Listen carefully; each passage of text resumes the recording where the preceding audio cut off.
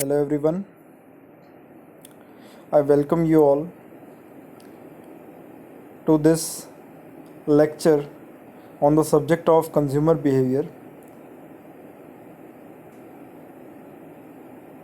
Here we are going to understand what actually consumer behavior means, what is its nature, what is the scope, and how this concept of consumer behavior came into being in the marketing concept. Beginning with the definition of consumer behavior, according to Belch and Belch, consumer behavior is the process and activities that people engage in when searching for or selecting, purchasing, using, evaluating, and disposing of products and services so as to satisfy their needs and desires. कहने का मतलब ये है कि वह process या sequence of steps या गतिविधियाँ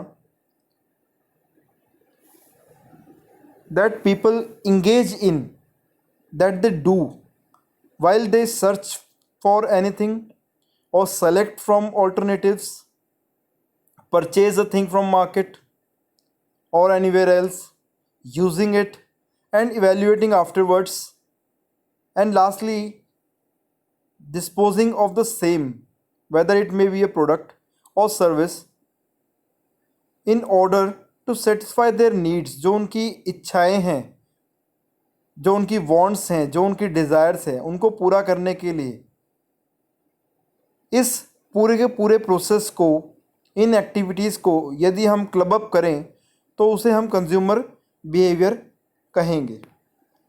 कंज्यूमर बिहेवियर का सिंपल मीनिंग अगर हम देखें, it is the study of how individuals, groups and organizations make their decisions to spend their available resources, time, money and effort on their consumption related aspects.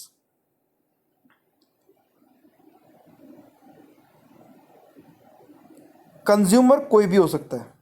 It may be an individual, एक group हो सकता है, या एक organisation हो सकती है जिसमें non profit organisations, government organisation, charitable organisations, educational organisation, any type of organisation, it can be a consumer. And consumer behaviour is the study of how they make their decisions to spend their money, to spend their time and to spend their effort to satisfy their needs, their consumption needs.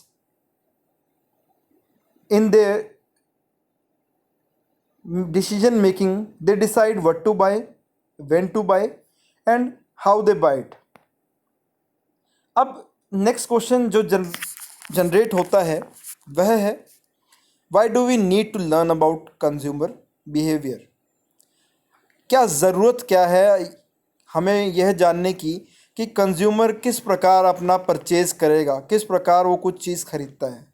The simple answer is that in this era, जब consumer को हम, customer को हम अपने market का king मानते हैं, and king can not be taken as granted.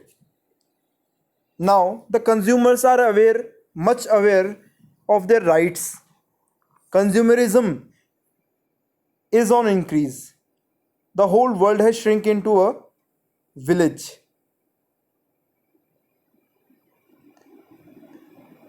The competition is tough, and in order to beat that competition, we need that our product must satisfy the needs of the customer. So without knowing that what are the needs of the customer, what is the purchase power they hold, or how they think the product will satisfy their needs, what effort they do in order to purchase the product, or the service or the idea, we need to know their buying behavior. Once we know how the consumer thinks, how they feel, how they act, an offer can be made that can be called valuable. Value का मतलब होता है जितनी cost हम किसी चीज़ के लिए अदा कर रहे हैं उसके अगेंस्ट हमें कितना बेनिफिट मिलता है, वह हमारे लिए एक वैल्यू कहलाता है। तो यदि हमें एक वैल्यूड प्रोडक्ट अपने कस्टमर को देना है तो हमें उसका बाइंग बिहेवियर भलीपूर्वक जानना पड़ेगा। Now why do we actually need? The biggest problem a marketer faces is the truth that customers are also human beings. वो भी इंसान हैं और इंसान होने की वजह से उनका सभी का अपना एक एटीट्यूड है, एक पर्सनैलिटी है, उनकी अपनी परसेप्शंस हैं, मान्यताएं हैं, उनका अपना कल्चरल बैकग्राउंड्स हैं। Like for in India we are living in a country but everyone here has a different cultural background. सभी का रहन सहन अलग है, मान्यताएं अलग हैं, भाषा अलग है, डाइवर्सिटी है, डिफरेंट रिलीजन्स हैं, कोई हिंदू, मुस्लिम, सिख, ईसाई, and of course the different psychological and physiological factors they refer to. Physiological factor से हमारा तात्पर्य है कि उनकी एज, उनका जेंडर, ये सब अलग अलग हैं। और इतने फैक्टर्स जब किसी चीज़ को या किसी एक व्यक्ति के संदर्भ में हम जानने की कोशिश करेंगे तो ये अपने आप में एक बड़ा कॉम्प्लेक्स प्रोसेस बन जाता है। और जानना कि वह किस बैकग्राउंड से है, क्या भाषा उसको पसंद है, हो सकता है कोई पंजाबी है but instead of that he enjoys speaking English, he enjoys western culture, it may very. तो यह जानना कि उसकी क्या पसंद है, क्या नापसंद है, एक बड़ा कॉम्प्लेक्स प्रोसेस बन जाता है। हाउ दे विल इंटरेक्ट, और एक कस्टमर को यदि आप जान लेते हैं और दूसरे कस्टमर के बारे में आपको नहीं पता तो how they are going to interact among themselves, और वो इंटरेक्शन आपके प्रोडक्ट को कैसे अफेक्ट करेगी ये आप कभी भी जान नहीं पाएंगे। इसीलिए एक आवश्यकता हमें पड़ती है कि हम पूरा 360 डिग्री व्यू कस्टमर के बाइंग बिहेवियर का या कंज्यूमर के बाइंग बिहेवियर का ले। Now what is this 360 degree view? A 360 degree view would include a thorough understanding of both their daily lives and the changes that occur during their lifetime.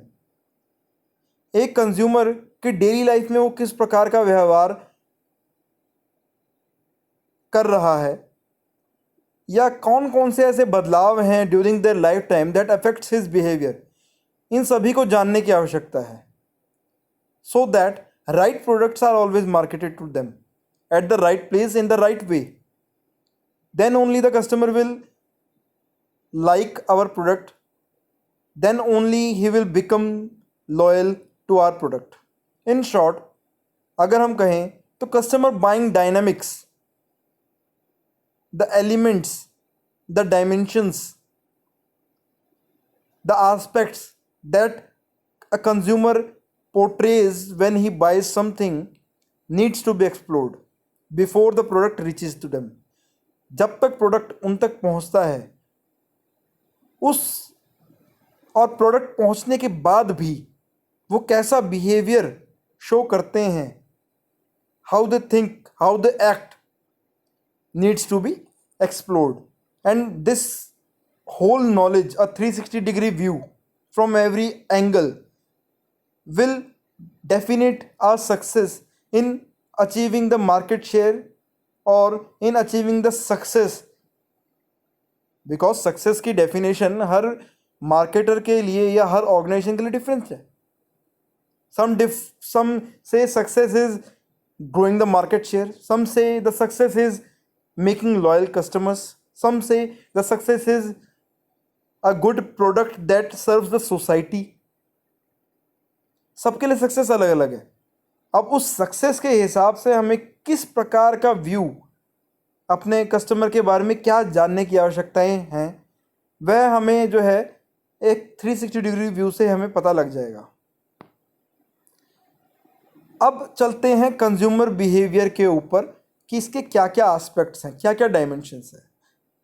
Consumer behaviour में basically दो चीज़ें आती हैं और ये दो चीज़ें ही अपने आप में इतनी हैं कि ये सब कुछ कवर कर जाती हैं। The first thing is the final purchase activity. जब भी हम कुछ खरीदते हैं तो किस प्रकार हम उस चीज़ को खरीद रहे हैं, कहाँ से खरीद रहे हैं, कितनी मात्रा में खरीद रहे हैं, ये हमें विजिबल होता है। हम देख सकते हैं कि कस्टमर कहाँ जा रहा है, क्या खरीद रहा है, कितनी मात्रा में खरीद रहा है, किस प्रकार खरीद रहा है, वो किससे पूछ कर खरीद रहा है, ये हम कर सकते हैं। बट द सेकेंड पार्ट या सेकेंड एस्पेक्ट जिसको हम कहेंगे द डिसीजन मेकिंग प्रोसेस, ये हमें विजिबल नहीं होता। और डिसीजन मेकिंग प्रोसेस उस वक्त शुरू हो जाता है जब एक नीड जनरेट होती है कस्टमर के माइंड में या उसकी फैमिली में, उस वक्त ये प्रोसेस शुरू होता है। और जब तक फाइनल परचेज एक्टिविटी कंप्लीट नहीं होती, the decision making process goes on, and once the final purchase has been done and the product is utilised by them, it put into consumption, then again the decision making process runs. ये एक ऐसी activity है जो चलती रहती है, निरंतरता के साथ चलती रहती है। In fact purchase behaviour is the end result of a long process that is called consumer decision making process.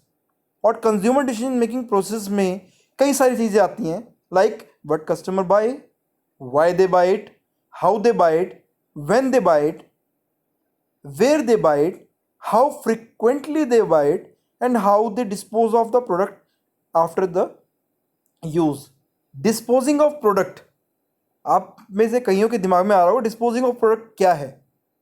Searching हमें पता है, इवैल्यूएटिंग हमें पता है, कंजम्पशन हमें पता है, बट डिस्पोजिंग ऑफ क्या है। डिस्पोजिंग ऑफ का मतलब होता है the way, the manner in which we behave और the product or its packaging is put into after use. It may be recycled, it may be sent for back for correction.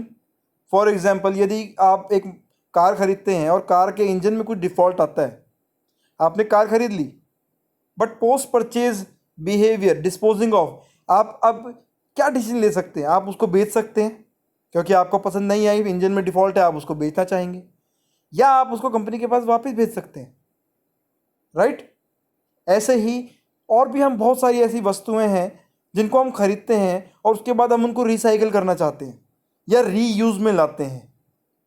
For example, Hindustan में या भारत में एक normal behaviour देखा जा सकता है कि यदि कोई चीज़ पुरानी हो गई है या उसका कंटेनर जो है हमारे पास में है, तो उस कंटेनर को हम फेंकते नहीं हैं, उसको हम दोबारा यूज़ में लाते हैं। तो that is the disposing of the product after use. एक बार हमने यूज़ कर लिया, उसके बाद डिस्पोज ऑफ करना प्रोडक्ट को।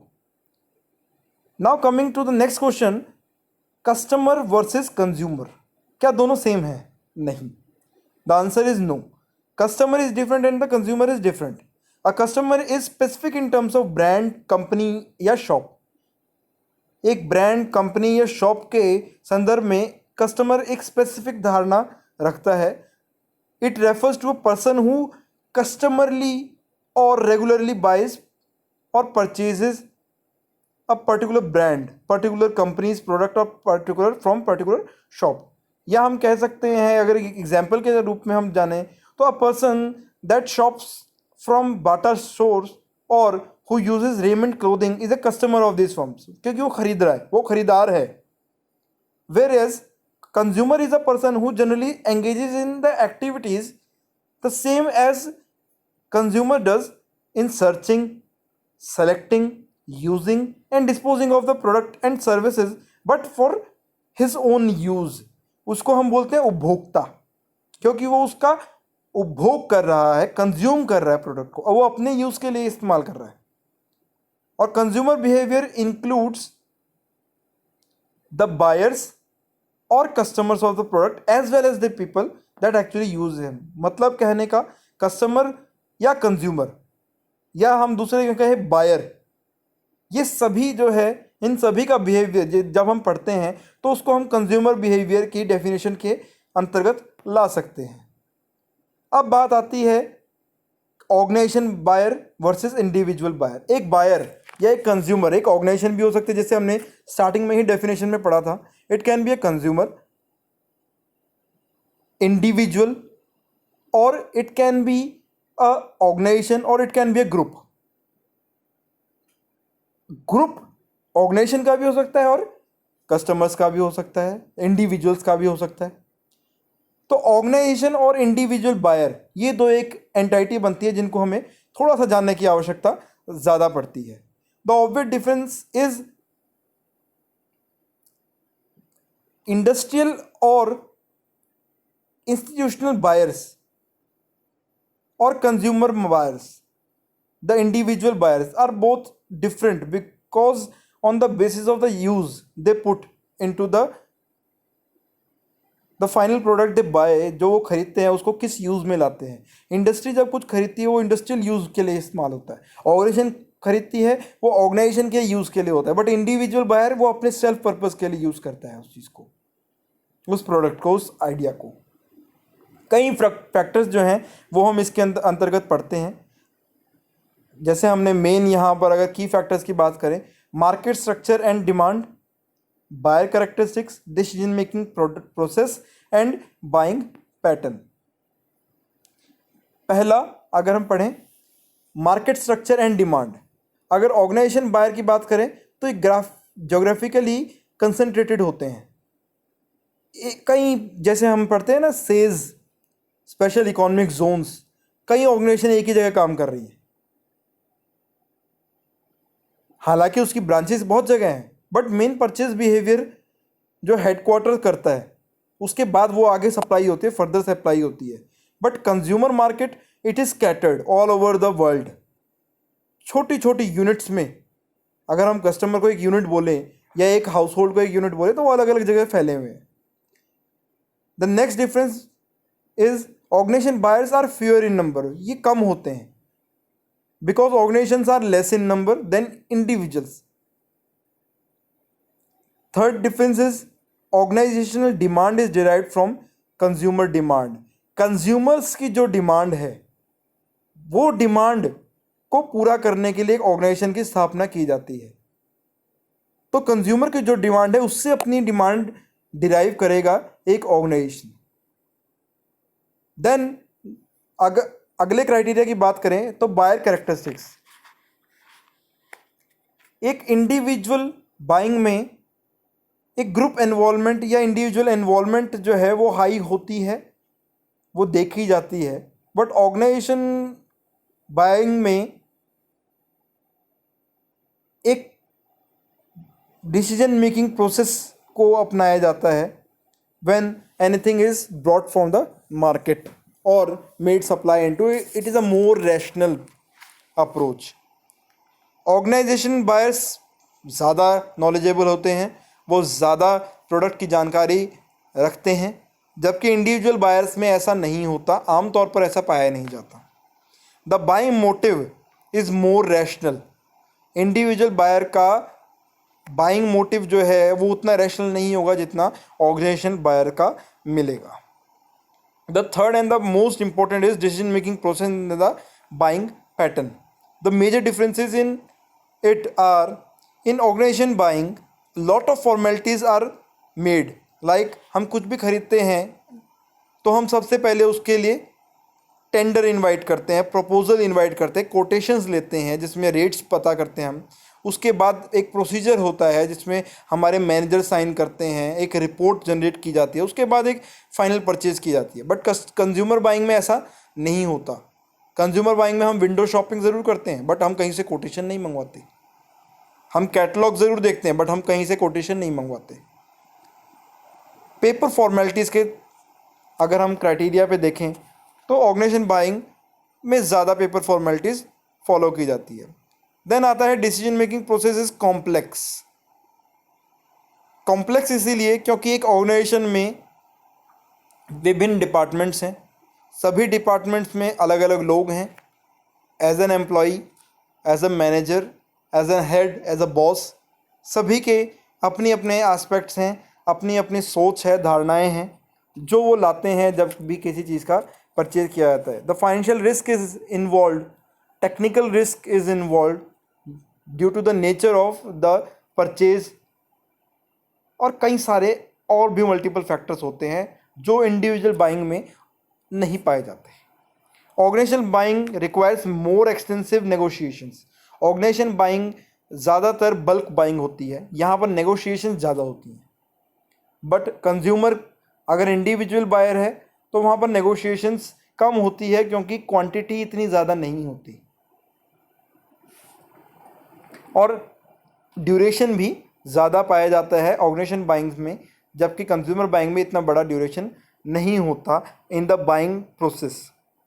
अब आता है nature of consumer behaviour. The first nature of consumer behaviour is it is a process. It is a systematic process that goes on and goes on. All the steps of it, when to buy, where to buy, the problem recognition, जो हम आगे आने वाले lectures में देखेंगे या slides में हम देखेंगे। तो it starts with identification of the need, identification to buy the product, then information search की जाती है, listening of alternative brands, then evaluating them, cost benefit analysis किया जाता है, उसके बाद पोस्ट परचेज इवेल्यूएशंस हम करते हैं। एक प्रोसेस है जो निरंतर चलता रहता है। हमारी नीड जनरेट होती है, हम प्रोडक्ट खरीदते हैं, प्रोडक्ट खरीदने के बाद हम उसको इवेल्युएट करते हैं और फिर हम दोबारा सोचते हैं कि अब नया प्रोडक्ट हमने कौन सा खरीदना है, क्या हमने रिपीट बाइंग करनी है या हमने कोई फ्रेश प्रोडक्ट खरीदना है, क्या हमें ब्रांड चेंज करना है या नहीं चेंज करना। तो एक प्रोसेस है जो निरंतर चलता ही रहता है। Then is influenced by various factors. Consumer behaviour बहुत ज़्यादा मल्टीपल फैक्टर्स से प्रभावित होता है। It can be personal factors, हमारी स्वयं की जो इच्छाएं हैं, जो नीड्स हैं, या जो हमारी थिंकिंग है, हमारी परसेप्शन है अबाउट एनीथिंग, एनी ब्रांड, या साइकोलॉजिकल जो हमारी पर्सनैलिटी है, हमारा attitude. Situation based, it can B situation based. Suppose आप कहीं पर जो है पिकनिक के लिए गए और आपके पास जो है किसी वस्तु की कमी पड़ जाती है, या कोई वस्तु आप ऐसी है आप ले गए थे साथ में। फॉर एग्ज़ाम्पल आप पिकनिक पे गए और आपको जो है खाना बना रहे हो और खाना बनाते बनाते गैस जो है वो ख़त्म हो जाती है, तो आपको एट अ टाइम ख़रीदना पड़ेगा। या इमरजेंसी सिचुएशंस में लाइक फॉर मेडिकल पर्पसेस आपको बाइंग करनी पड़ती है, जहाँ पर आप इतना ज़्यादा सोचते नहीं हैं, जो भी डॉक्टर प्रिस्क्राइब करता है आप उसको ख़रीद के ले आते हैं। सोशल फैक्टर्स आपको अफेक्ट करते हैं, जिस सोसाइटी में आप रहते हैं, जिस धर्म की पालना आप करते हैं, उसमें क्या मान्यताएं हैं, कस्टम्स हैं, ट्रेडिशंस हैं, वो आपको अफेक्ट करते हैं। कल्चरल फैक्टर्स हैं, एजुकेशनल फैक्टर्स हैं, आपका इनकम लेवल कितना है, आपका स्टेटस क्या है सोसाइटी में। तो ये सभी की सभी बातें जो हैं आपको अफेक्ट करती हैं जब आप कस्टमर बिहेवियर की बात। Then it is different for all the customers. हर कस्टमर, हर इंडिविजुअल एक दूसरे से भिन्न है। हमारा स्टाइल, हमारा कल्चर अलग अलग है, और इसी वजह से हमारा जो है सोचने का तरीका, हमारा कुछ खरीदने का तरीका भी डिफरेंट होता है। Different for different products. Consumer behaviour ज़्यादातर अलग अलग प्रोडक्ट्स के लिए अलग होता है। प्रोडक्ट्स कैसे हो सकते हैं? कन्वीनियंस प्रोडक्ट हो सकते हैं जो हम डेली इस्तेमाल में ला रहे हैं, डेली प्रोडक्ट्स हो सकते हैं, या वो प्रोडक्ट्स हो सकते हैं जो हम बहुत सोच समझ के ख़रीदते हैं। फॉर एग्ज़ाम्पल कार, हाउस, या लग्जरी आइटम्स हो सकते हैं। फॉर एग्ज़ाम्पल ज्वेलरी आपने परचेज़ करनी है। तो हर प्रकार का प्रोडक्ट जो है वो अपने हिसाब से कस्टमर के बायर को इफ़ेक्ट करता है। रीजन अफेक्टेड कंज्यूमर बिहेवियर, क्योंकि कस्टमर्स जो हैं हमारे, या कंज्यूमर जो हमारा, वो विभिन्न प्रांतों में फैला हुआ है। हर एक प्रांत का अपना एक वातावरण है, उस वातावरण के हिसाब से भी हमारा कंज्यूमर बिहेवियर जो है बहुत ज़्यादा अफेक्ट होता है। रूरल कंज्यूमर जो है वो उनका व्यवहार अलग होगा, उनका सोचने का तरीका अलग होता है अर्बन बिहेवियर से। अर्बन कस्टमर एक वेल एजुकेटेड पाया जाता है, मोस्टली रैशनल बाइंग करते हैं। बट विलेजेस में ऐसा नहीं होता, आमतौर पर ऐसा नहीं होता। एजुकेशन लेवल क्योंकि कम होता है, इनकम लेवल कम होता है, मल्टीपल फैक्टर्स हैं जो अफेक्ट करते हैं, और इसी वजह से जो है रीजन टू रीजन हमारा कंज्यूमर बिहेवियर भी बदलाव लाता है अपने अंदर। The six point is it is vital for marketer. Marketer के लिए बहुत ज़रूरी है कि कंज्यूमर बिहेवियर के बारे में जाना जाए, यही हमारी सक्सेस को सुनिश्चित करता है।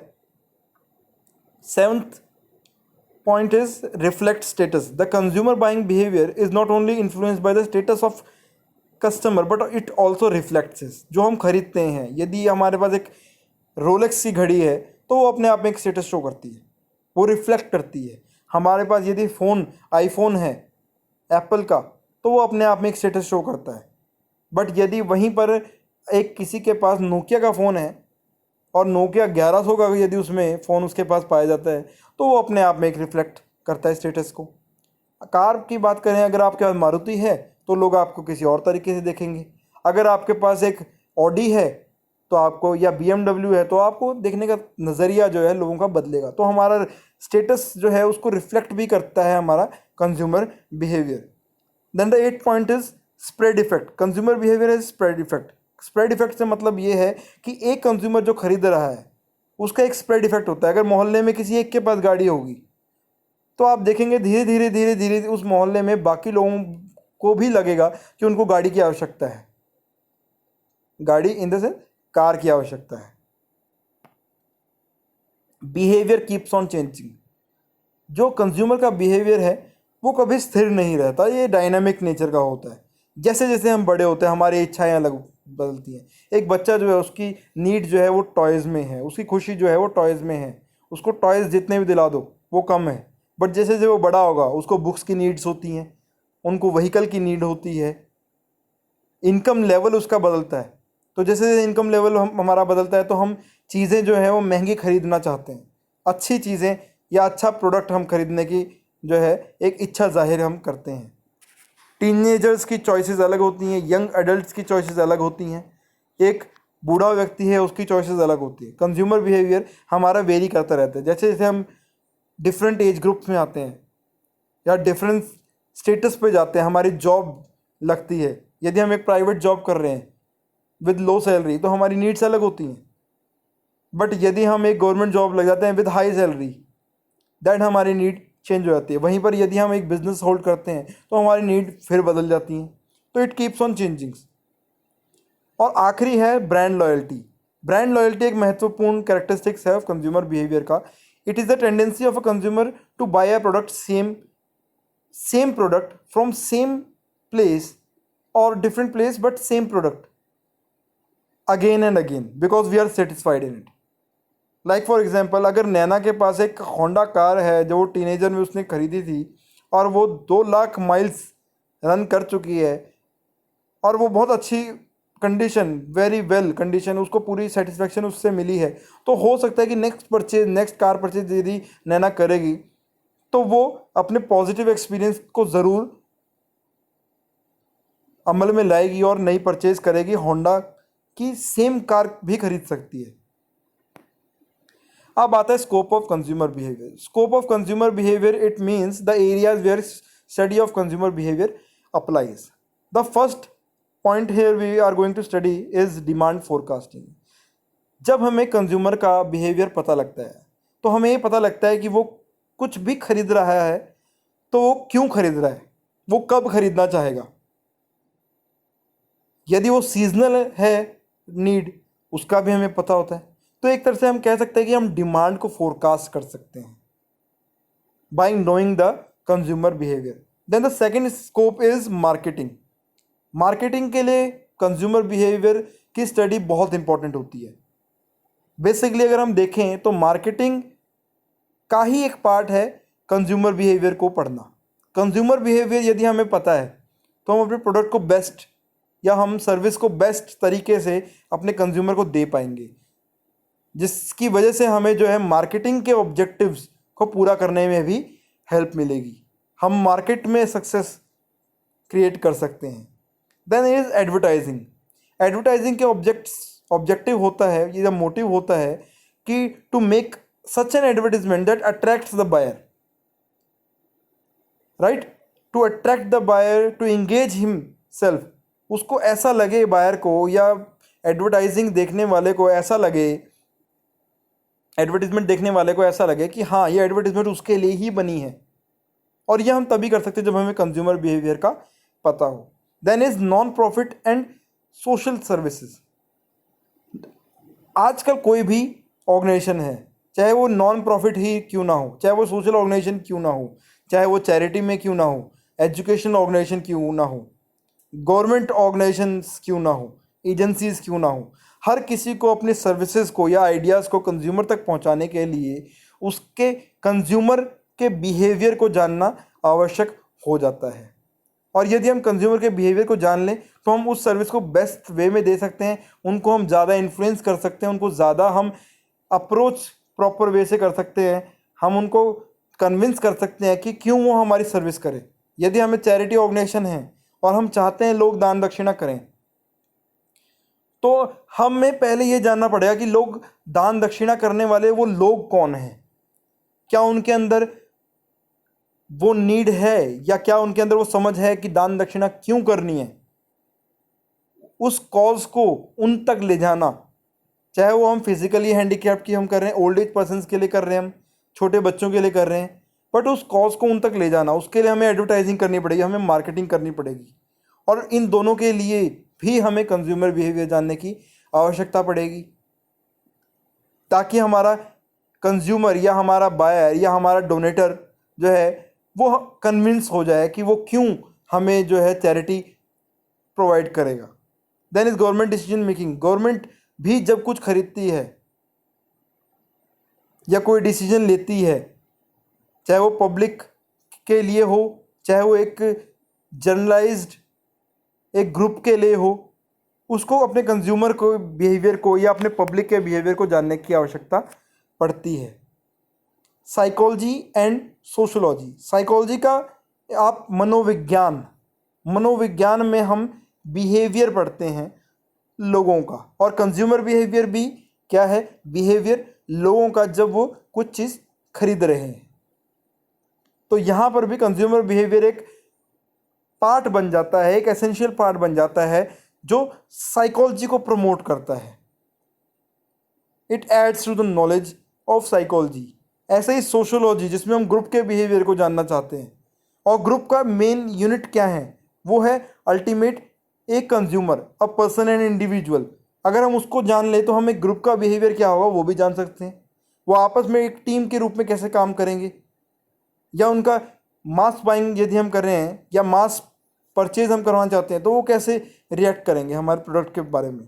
तो वो सोशोलॉजी का पार्ट भी बन जाता है, सोशोलॉजी के लिए भी इंपॉर्टेंस रखता है हमारा कंज्यूमर बिहेवियर की study.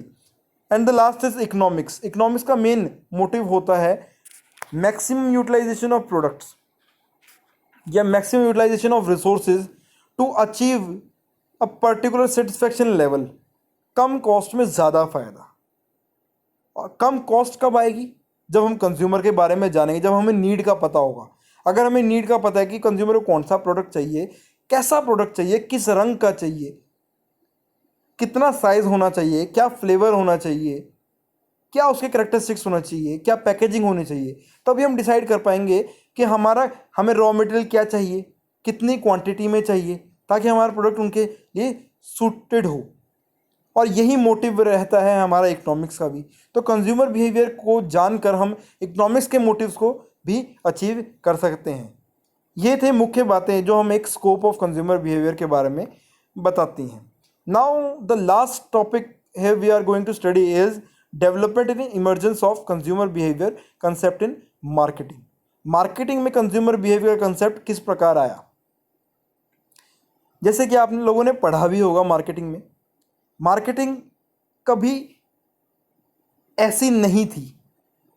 In the earlier times अगर हम हिस्ट्री को उठाएं तो बहुत सारी स्टेजेस हैं जिसके द्वारा जो है मार्केटिंग डेवलप हुई है, और इन्हीं स्टेजेस में जो है कंज्यूमर बिहेवियर भी डेवलप हुआ है along with marketing.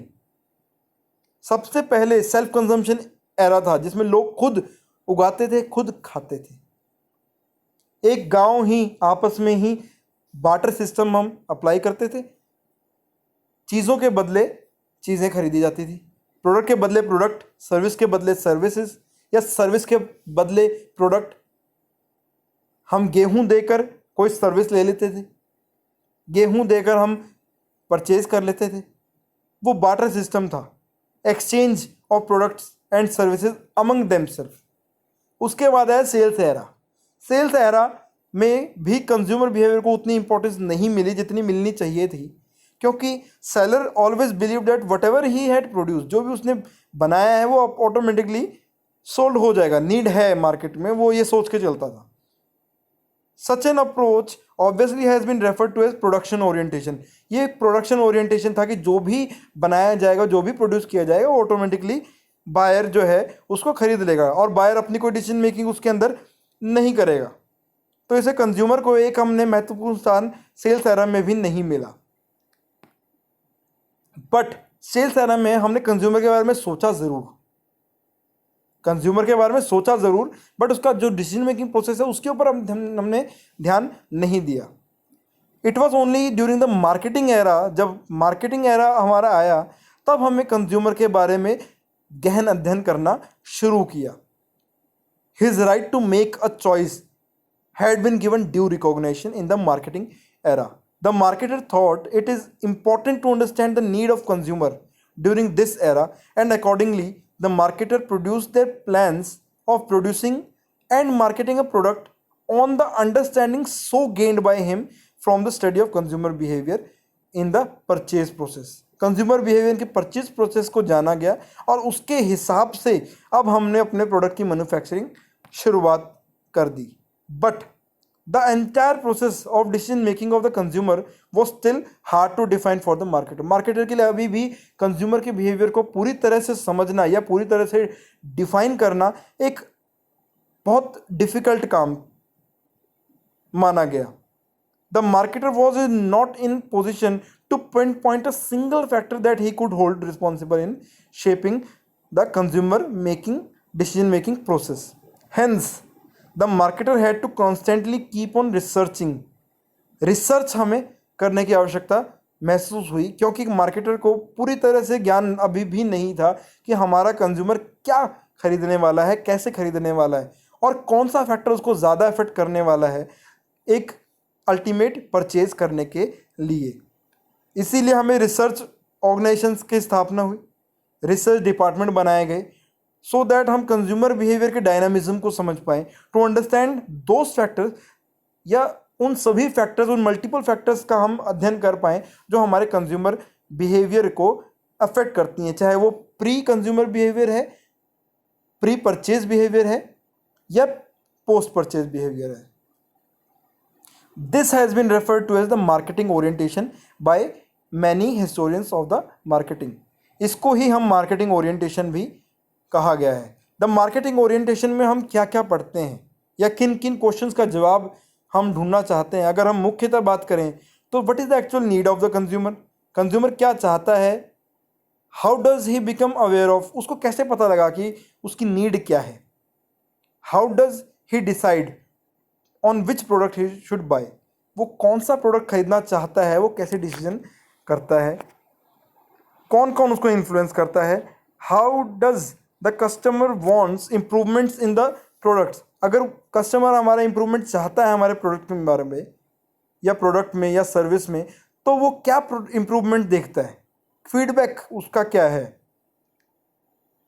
How does he want, how much improvement does he want, या similarly what is the usage pattern of consumer, consumer यदि कुछ खरीद रहा है तो उसका यूसेज पैटर्न क्या है, क्या क्या फ्रीक्वेंसी है उसकी, how does he use the product, whose product he has bought, वो किस प्रकार प्रोडक्ट का यूज़ कर रहा है और कहाँ से वो उस प्रोडक्ट को खरीद रहा है, what is the media through which we can reach the consumer, हम अपने प्रोडक्ट का मैसेज उस तक कैसे पहुँचाएँ, क्या एक उत्तम साधन होगा जो हम अपना मैसेज या हमारी एडवर्टीजमेंट जो है उस तक हम पहुँचाए कि जो सबसे ज़्यादा उसको इन्फ्लुएंस करे एक अल्टीमेट बाइंग करने में।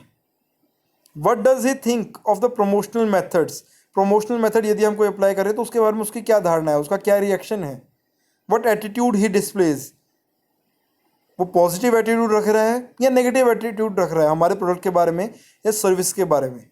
What factors can influence the decision making, उसके डिसीजन मेकिंग को कौन कौन से फैक्टर्स अफेक्ट करने वाले हैं, इन सभी का ज्ञान, इन सभी क्वेश्चंस का, और ऐसे ही अनगिनत और भी क्वेश्चन जो हम रिसर्च करते हैं when we are into the consumer buying behaviour and gaining the knowledge for the same, हम इन सभी बातों का ध्यान रखते हैं। This is called consumer behaviour and that is the way it has developed so far, and it is developing in multiple angles, multiple dimensions day by day. So this was whole about our lecture consumer behaviour, जहाँ पर हमने जाना कि consumer behaviour का meaning क्या है, उसका nature क्या है, कस्टमर और कंज्यूमर में अंतर क्या है, इंडस्ट्रियल बाइंग या organisation buying versus individual buying क्यों कहते हैं, क्या मुख्य डिफरेंसेस हैं, क्या स्कोप है, और कैसे कंज्यूमर बिहेवियर एग्जिस्टेंस में आया या मार्केटिंग कंसेप्ट से रेलेवेंस रखता है, ये सब बातें हमने जानी। Thank you.